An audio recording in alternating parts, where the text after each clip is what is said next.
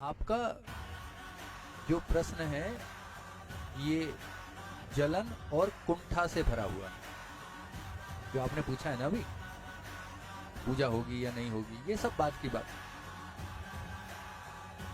आप पहले उस जमाने में किसी ऐसे व्यक्ति के होने की कल्पना कीजिए।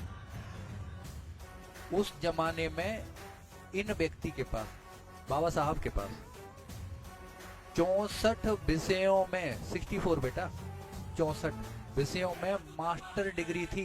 देखो, दो चीजें जानो, श्रेष्ठता है तो स्वीकार करो, अच्छी चीजें हैं यदि अनुकरणीय है तो अनुकरण करो उनका।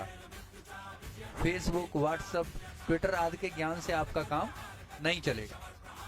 और एक बड़ी बात, प्रत्येक भारतीय को गर्व होना चाहिए। पुस्तक का नाम है वेटिंग फॉर ए वीजा। क्या नाम है पुस्तक का? Waiting for A visa. आप गूगल कर लेना इस बात को। कोलंबिया विश्वविद्यालय में इनकी लिखी हुई किताब पढ़ाई जाती।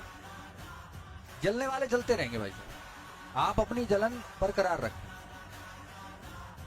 जिसे तरक्की करनी है वो इन्हें पढ़ेगा,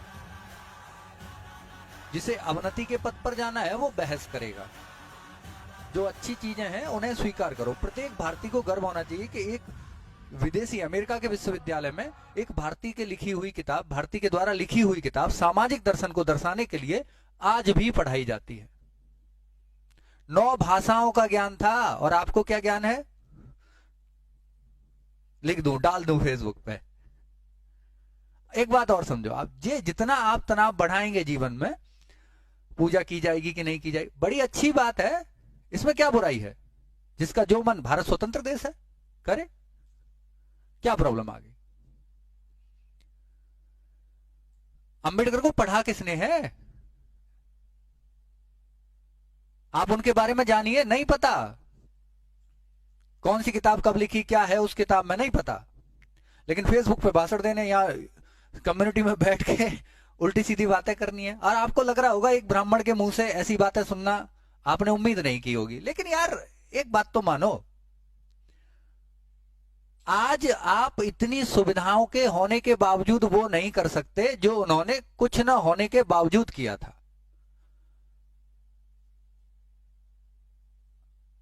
अंबेडकर रोज रोज पैदा नहीं होते। आप तो एक तिनका भी नहीं हो, आपकी मुसीबतें एक तिनके के बराबर भी नहीं है। आगे आप पढ़ाई पे लिखाई पे ध्यान दो, इन सब बातों से हटो। 2-4 आदमी बहिष्कृत हैं। बहिष्कृत हितकारिणी सभा की स्थापना डॉक्टर भीमराव अंबेडकर ने सन 1924 में की।